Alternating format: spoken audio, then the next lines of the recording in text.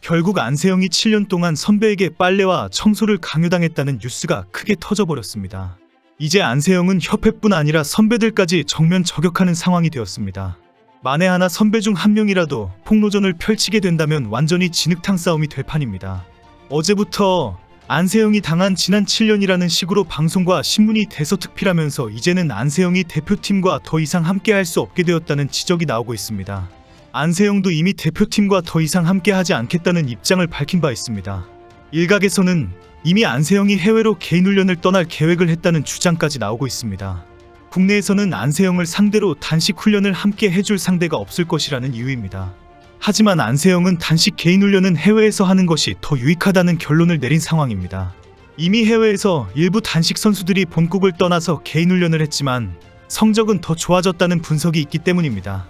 안세영은 두바이나 인도네시아, 인도 어디에서 훈련하더라도 실력을 더 높일 수 있습니다. 현재는 안세영의 뜻대로 개인 훈련을 하더라도 국제대회에 한국 대표로 출전하게 될 가능성이 높아졌습니다. 게다가 개인 스폰서 계약 문제도 안세영의 요구대로 될 분위기입니다.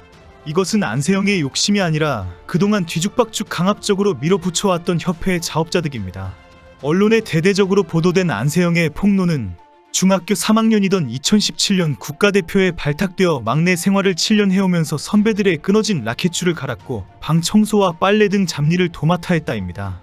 특히 안세영이 다리 부상으로 힘들어하는 와중에도 선배의 청소와 빨래를 대신하는 경우도 있었다고 합니다.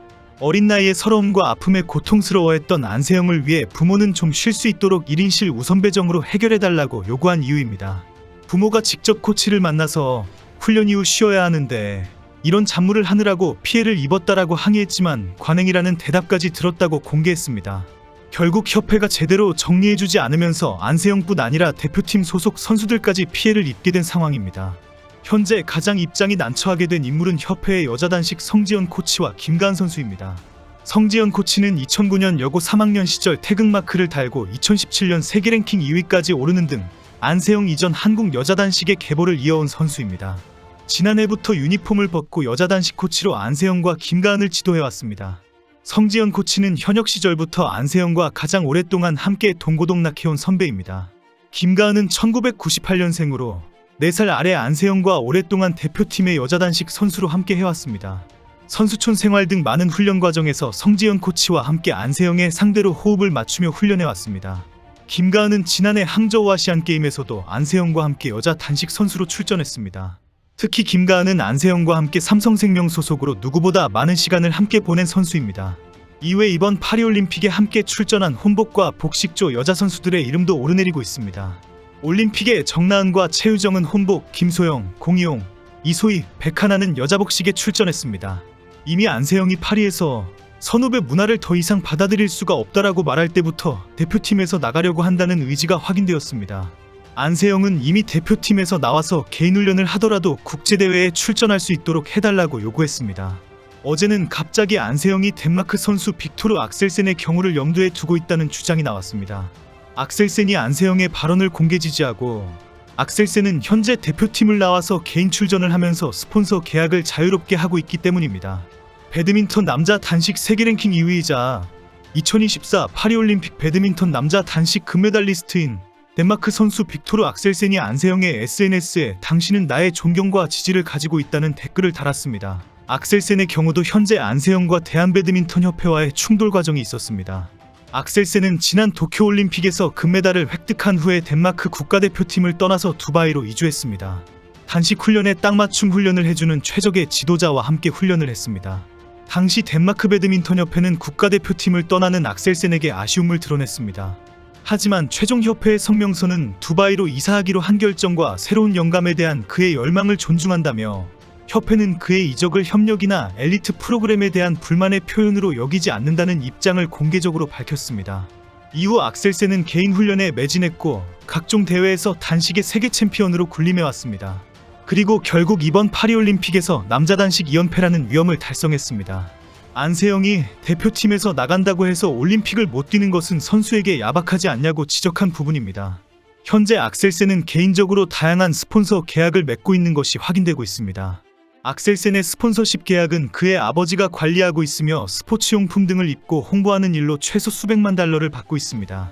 세계적인 스포츠 스타로 스스로 책임을 지고 개인 훈련을 하고 최고의 성적을 유지해오는 이유이기도 합니다. 안세영은 이미 악셀센의 케이스를 잘 알고 있기 때문에 더 이상 대표팀과 함께 할 수 없다, 선후배 문화를 받아들일 수 없다라고 단호하게 밝힌 것으로 보입니다. 안세영은 두바이뿐 아니라 인도네시아와 인도 등 배드민턴 강국으로 가서 훈련을 한다면 실력도 더 올라갈 것으로 확신하고 있습니다. 이런 상황에 안세영이 개인적으로 스폰서 계약을 한 나이키와 요넥스 간의 분쟁이 화제가 되고 있습니다. 안세영이 금메달을 딴 후 나이키는 안세영을 앞세워 광고를 대대적으로 펼치고 있습니다. 사이트 메인 화면에 안세영을 내걸었고 야외 광고판에도 안세영이 크게 등장했습니다. 나이키는 파리올림픽 전부터 세계 1위 안세영 스타일이라며 블랙 크롭탑과 나이키 코르테즈 운동화를 홍보하고 있습니다. 안세영은 경기에서도 개인 스폰서 계약을 한 나이키 신발을 신고 싶어 했습니다. 안세영이 요넥스 신발이 불편하다고 계속 호소한 이유로 보고 있습니다. 최근 일각에서 안세영의 주장대로 신발만이라도 개인 후원을 허락해야 한다는 주장이 나오는 이유입니다. 하지만 배드민턴 국가대표 공식 후원사는 또 다른 스포츠 용품사 요넥스입니다. 실제로 안세영은 나이키 광고에는 나오지만 정작 대회 때는 요넥스 용품을 착용하는 어중간한 상황이 벌어지고 있는 겁니다. 안세영이 이번 파리올림픽에서 매 경기마다 착용한 신발은 퍼플 컬러의 요넥스 에어러스 G2입니다. 가장 가벼운 배드민턴 신발로 요넥스가 빠른 풋워크와 안정적인 착화감까지 겸비하도록 개발한 기능성 제품입니다. 하지만 안세영은 이 신발이 자꾸 미끄럽다면서 신발을 바꾸게 해달라고 요구하고 있습니다. 안세영이 받는 개인 후원의 일부를 협회와 공유하는 방식으로 사태를 타협해야 한다는 주장도 나오고 있습니다. 안세영이 개인 스폰서 계약을 허용하지 않으면 대표팀에서 나와서 개인적으로 국제대회에 출전하겠다고 밝히고 있기 때문입니다. 현재 안세영이 배드민턴으로도 경제적인 보상을 충분히 누릴 수 있다고 주장하는 배경도 개인에게 딱 맞는 브랜드의 신발을 신고 후원 계약을 한 브랜드를 경기 때 노출하고 싶어서입니다. 결국 양측이 한 발씩 물러나야 갈등이 풀릴 전망인데, 비슷한 라켓 종목인 테니스는 골프처럼 선수가 협회 자격이 아닌 개인 자격으로 국제대회를 뜁니다. 탁구는 유니폼만 동일한 브랜드를 입고 라켓과 신발은 개인 스폰서를 허용합니다.